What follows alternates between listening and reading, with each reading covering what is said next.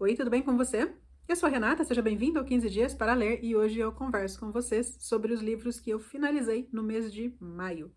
Aliás, foram leituras bastante interessantes, eu terminei o mês muito satisfeita com elas e, ao contrário do que havia acontecido em abril, quando eu estava um pouco inimiga das minhas leituras, em maio eu estava bastante confortável com todas elas e, à exceção do primeiro e do último livro que eu vou mostrar, que não me agradaram exatamente, os demais foram excelentes experiências. Para cada livro que eu mencionar aqui, deixarei aqui no box de descrição 2 links. Um deles direciona para a minha página lá no Instagram, onde eu deixo uma resenha escrita para todos os livros lidos, e o outro direciona para a Amazon, onde vocês podem ler a sinopse e mais detalhes dos livros e também efetuar as suas compras. Todas as compras de qualquer produto efetuadas a partir destes links que eu deixo aqui embaixo geram uma pequena comissão para o canal e, desde já, eu agradeço pelas compras efetuadas. E por falar em Instagram, caso você ainda não me siga por lá, aproveite para seguir também. Tenho estado bastante ativa naquela rede nos últimos meses. Bem, agora, sem mais delongas, vou mostrar as nacionalidades dos autores dos livros cuja leitura eu terminei e começar a falar rapidamente a respeito de cada um deles, porque foram vários livros. Estados Unidos, Hungria, Nigéria, Coreia do Sul, Colômbia, Brasil, Japão e Portugal. Eu comecei maio com estas duas leituras em andamento e vou começar falando de A Porta, da Magda Szabó. Eu já havia visto o filme que foi adaptado a partir deste livro e é um filme de que eu gostei bastante. Eu lembro de ter visto esse filme em 2012, 2013, sem sequer prestar atenção que era baseado num livro. Esse livro tinha tudo para cair bem no meu gosto, porque ele tem um enredo interessante, uma construção de personagens também bem convincente, mas ele acabou sendo uma leitura muito arrastada para mim pela questão da narrativa. Ele tem uma narrativa muito arrastada e, a princípio, eu pensei que talvez pudesse ser o estilo da autora, mas eu acho que são questões de revisão e tradução mesmo, que acabaram deixando esse texto muito truncado, muito travado. Existem uns períodos muito longos, separados só por vírgula, e que não funcionam se nós lemos em voz alta, como acontece com Saramago, por exemplo. Só que de uma hora para outra, essas questões na estrutura do texto simplesmente somem e ele flui um pouco mais. Então, isso corrobora ali a minha impressão de que talvez tenha sido questão de revisão mesmo. Aqui nós temos a história de uma mulher aimerense, uma pessoa com hábitos bastante peculiares, contadas por sua patroa por anos, uma escritora. Esse livro é narrado em primeira pessoa por essa escritora, que no começo do livro diz ter matado Emerense. Então, esse livro é um suspense em que nós vemos como foi essa relação tumultuada das duas ao longo de décadas e também porque é que a narradora tem essa sensação de que ela matou a antiga empregada. Não é um livro ruim de todo, tem os seus méritos, mas por conta dessas questões que eu mencionei, acabou não sendo uma experiência muito agradável de leitura. Esta é uma publicação da editora Intrínseca com tradução de Edith Elec. Terminei finalmente uma leitura que eu venho arrastando desde final de janeiro, as 7 maiores descobertas científicas da história, de Arnold Brody e David Elliott Brody. Este aqui é um dos meus 12 livros para 2012. Ele trata de alguns temas que são, sim, mais difíceis, mais complexos, mas com uma linguagem muito acessível, muito adequada para público leigo. Eu vou ler bem rapidamente aqui quais são essas 7 descobertas tratadas aqui no livro, sem entrar em detalhes a respeito delas. A gravidade e as leis básicas da física, a estrutura do átomo, o princípio da relatividade, Big Bang e a formação do universo, evolução e o princípio da seleção natural, célula e genética e a estrutura da molécula de DNA. Falando assim, parece ser um livro chato, maçante, enfadonho, e não é.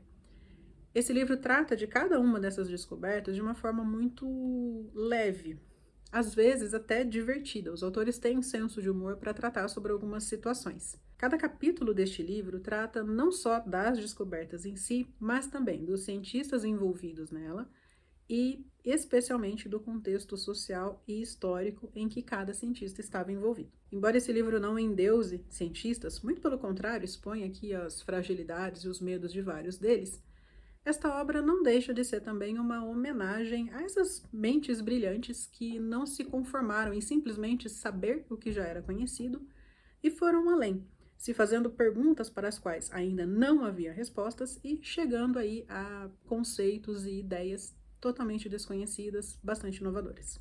Eu acho uma vergonha não ter ainda nenhum livro de divulgação científica aqui no canal, porque é um assunto que muito me interessa e que eu leio com alguma frequência, então este aqui será o primeiro.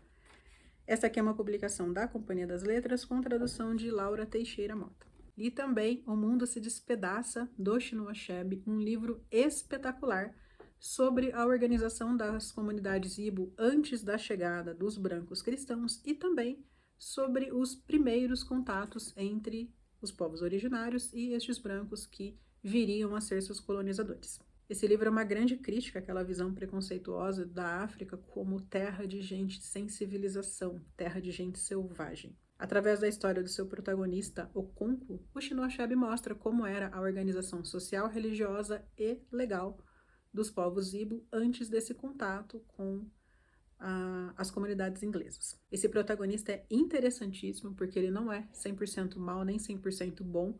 Ele tem atitudes ruins motivadas por traumas anteriores e ainda assim, o livro não é sobre determinismo, sobre como circunstâncias moldaram o Okonkwo.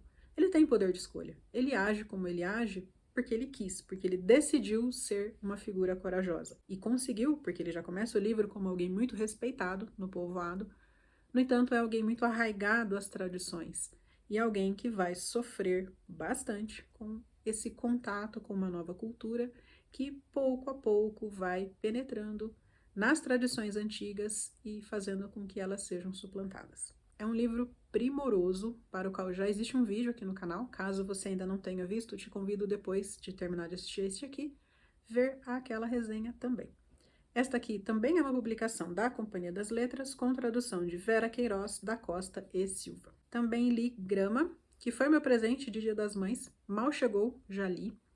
Uma HQ muito sensível, muito delicada, a respeito de um tema horroroso: as mulheres de conforto do exército japonês, que nada mais eram do que meninas, mocinhas, arrancadas de sua família, seja por meio de sequestros na rua ou por promessas enganosas de emprego, e mantidas em cativeiro para deleite dos integrantes do exército japonês. A história é baseada na vida da senhora Oksun, desde a sua infância até a época em que esta HQ foi escrita.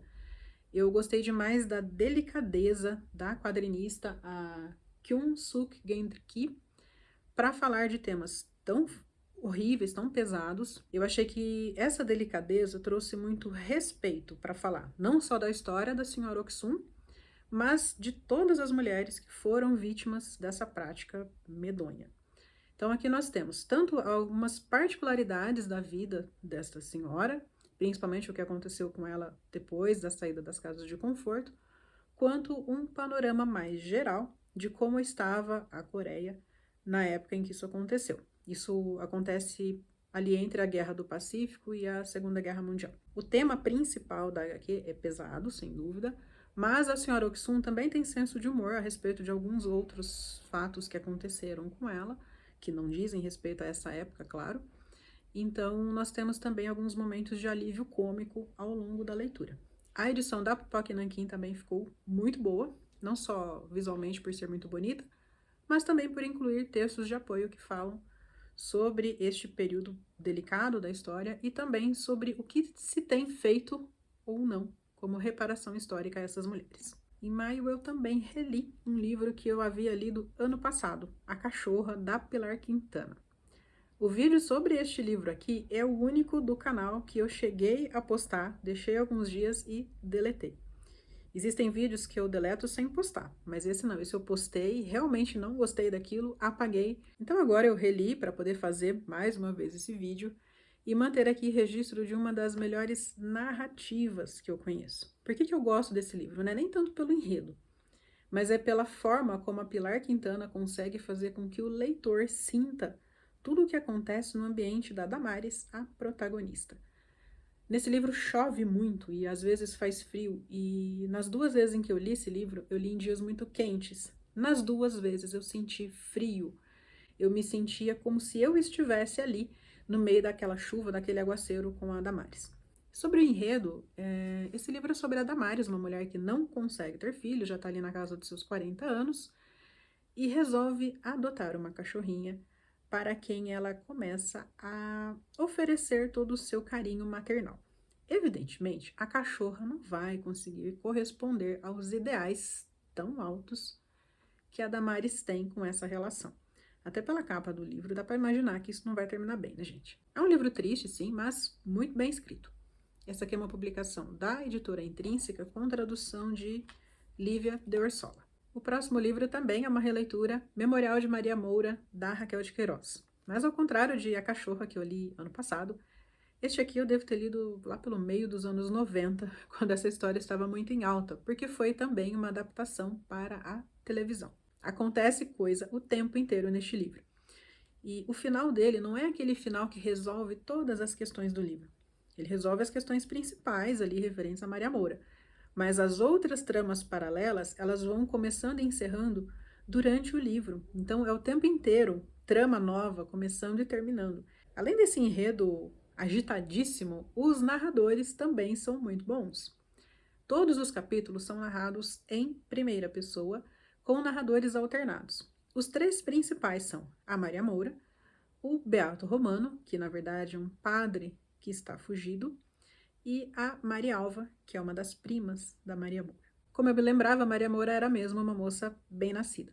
Ela, bem pequena, perdeu o pai, no meio da adolescência, perdeu a mãe, e assim, sem os adultos por perto, os primos começaram a crescer o olho naquela propriedade, que inclusive era parte de uma briga de herança. Por meios e por razões que vocês descobrirão lendo este livro, ela de fato junta seus capangas, cai no mundo e vai em busca de umas outras terras das quais o avô dela falava bastante e que também seriam dela. A Maria Moura é muito inteligente, além de ser muito corajosa, e comanda esse grupo com pulso firme. E ela é respeitada, ela é obedecida. Só que, infelizmente, né, a finalidade desse grupo, a princípio, não é só buscar estas terras. Eles cometem vários crimes por aí, principalmente assaltos. Ela tem uma maneira de pensar muito peculiar. Existem pessoas que ela considera potenciais vítimas e assalta sem problema algum, e se precisar, manda matar também. Mas, por outro lado, existem algumas pessoas, especialmente as mais vulneráveis. Esse livro se passa na época da escravidão. Então, notadamente, escravizados que estão fugitivos, ou pessoas, famílias muito pobres, mães solteiras. Por esses marginalizados, ela tem um apreço maior, um respeito maior. Então, ao mesmo tempo em que ela tem esse ímpeto para praticar crimes, ela também tem esse cuidado com pessoas mais vulneráveis e toma essas pessoas para si como seus protegidos. Assim como eu falei sobre o Oconco, ela também não é totalmente boa ou totalmente má.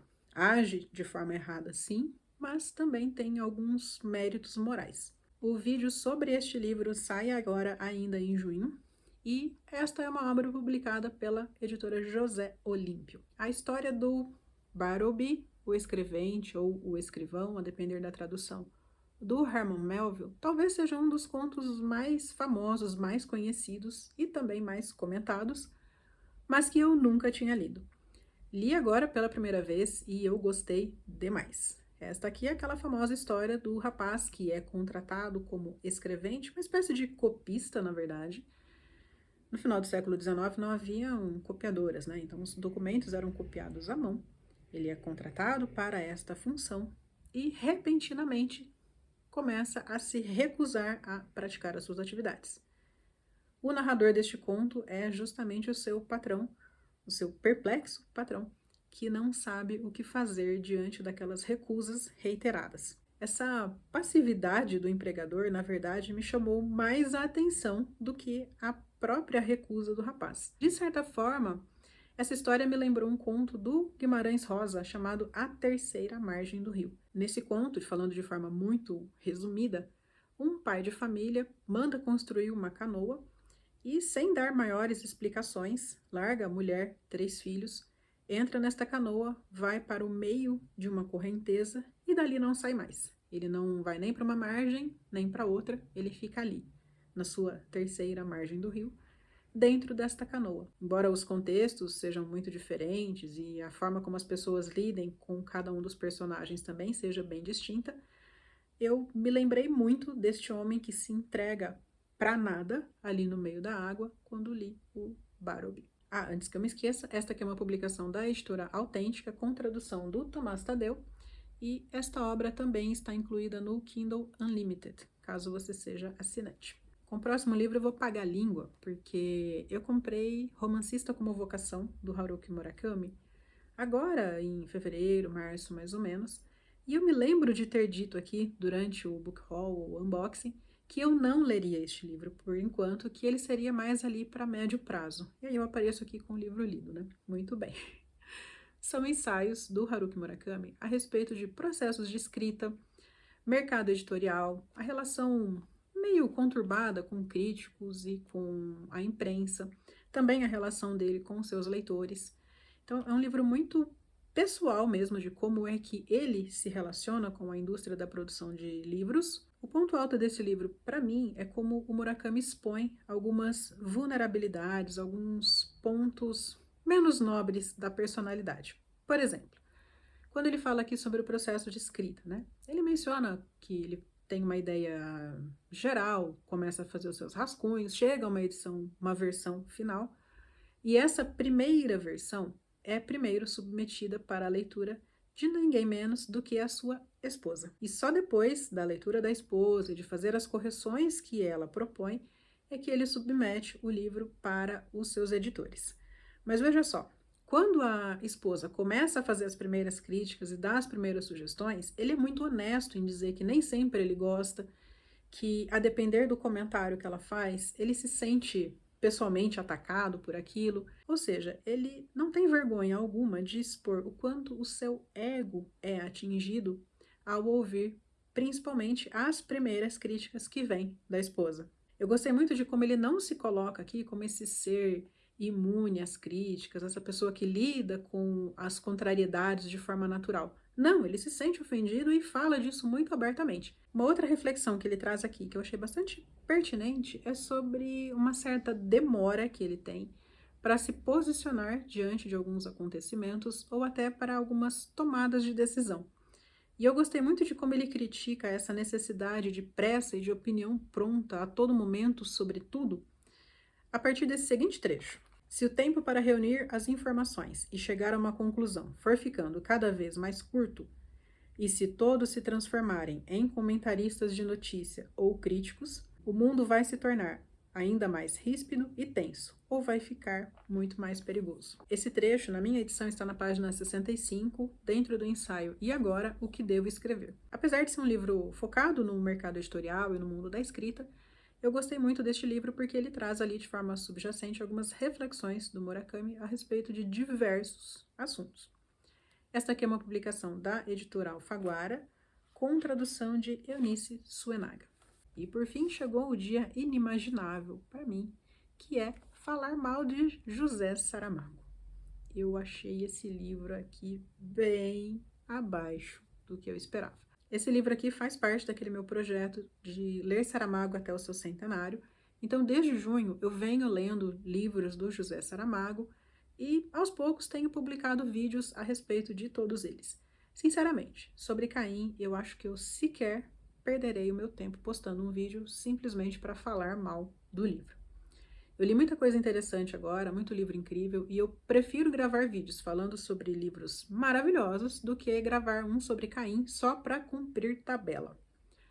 Este livro é uma releitura do Antigo Testamento e Saramago pega Caim como um principal personagem para transitar dentre os diversos eventos bíblicos importantes. E veja, o que me incomodou não foi o aspecto religioso.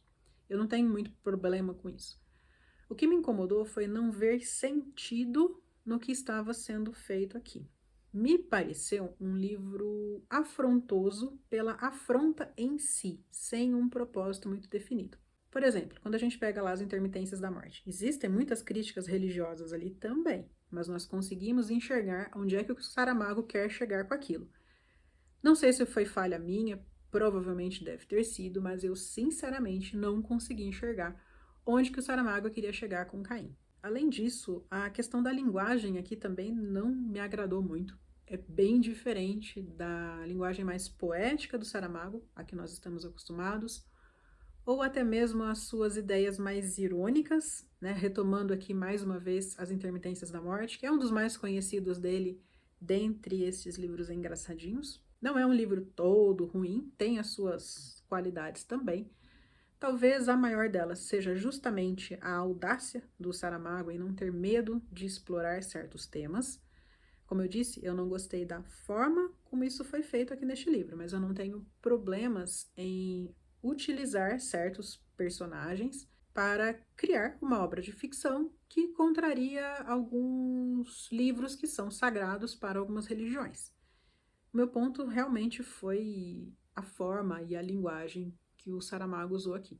E uma outra qualidade é o próprio questionamento de algumas atitudes divinas, especialmente aquelas atitudes mais raivosas, mais rancorosas de Deus perante os seus povos, né? Então, existem algumas ocasiões em que a humanidade ou que determinados povos são dizimados porque Deus estava descontente com algumas atitudes. Então, em vez de punir só os culpados por aquela atitude, acaba com todo mundo ali.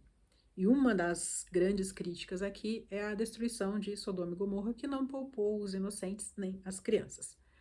Então, existe sim méritos nessa crítica que o Saramago faz, mas na maior parte do tempo eu acho que o livro traz umas críticas muito vazias e que estão ali só para provocar mesmo, só para causar celeuma. Uma pena, queria ter gostado deste livro aqui, mas realmente dessa vez não rolou.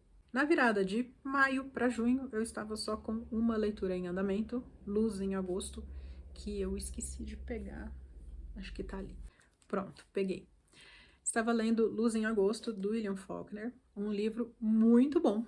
Eu não terminei ainda enquanto estou gravando, hoje é dia 5 de junho, mas eu já adianto para vocês que eu acho este livro aqui excelente para quem nunca teve contato com o autor e tem um pouco de receio daquela narrativa tão famosa dele em O Sonho e a Fúria, né? Que é uma narrativa realmente mais difícil. Luz em Agosto eu achei bem mais tranquilo de ler. E se alguém me perguntar por onde começar a ler Faulkner, essa aqui vai ser a minha resposta a partir de agora. Bem, por hoje eu fico por aqui. Se você gostou desse vídeo, não esquece de curtir. Se não for inscrito ainda no canal, convido você a se inscrever e nós nos vemos nos próximos vídeos. Até mais! Tchau!